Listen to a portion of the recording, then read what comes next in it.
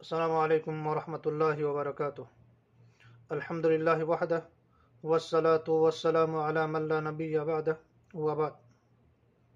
معزز ناظرین کرام، اللہ تعالی نے ہمیں ان گنت نعمتوں سے نوازا ہے کہ جن نعمتوں میں سے ایک عظیم نعمت زبان ہے، جس سے ہم بولتے ہیں، اور ایک انسان جب اس زبان کا صحیح استعمال کرتا ہے تو زبان کے صحیح استعمال پر ایک انسان کو بہت سارے فوائد کا حصول ہوتا ہے۔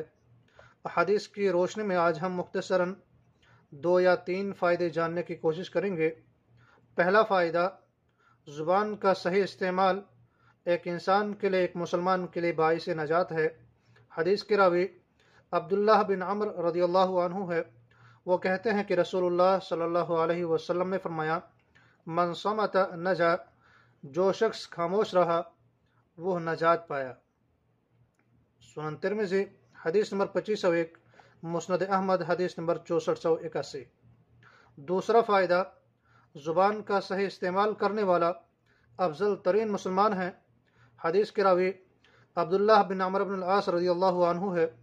وہ نبی کریم صلی اللہ علیہ وسلم سے روایت کرتے ہیں، آپ صلی اللہ علیہ وسلم نے فرمایا، المسلم من سلم المسلمون من لسانہ ویدہ، مسلمان وہ ہے جس کی زبان اور جس کے ہاتھ سے دوسرے مسلمان محفوظ رہے۔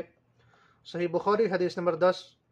تیسرا فائدہ کہ زبان کی ضمانت پر اللہ کے نبی صلی اللہ علیہ وسلم نے جنت کی ضمانت دی ہے۔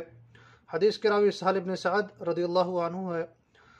وہ فرماتے ہیں کہ رسول اللہ صلی اللہ علیہ وسلم نے فرمایا کہ جو شخص مجھے زبان اور اپنے شرمگاہ کی حفاظت کی ضمانت دے دے تو میں اسے جنت کی ضمانت دیتا ہوں۔ صحیح بخاری حدیث نمبر 6474۔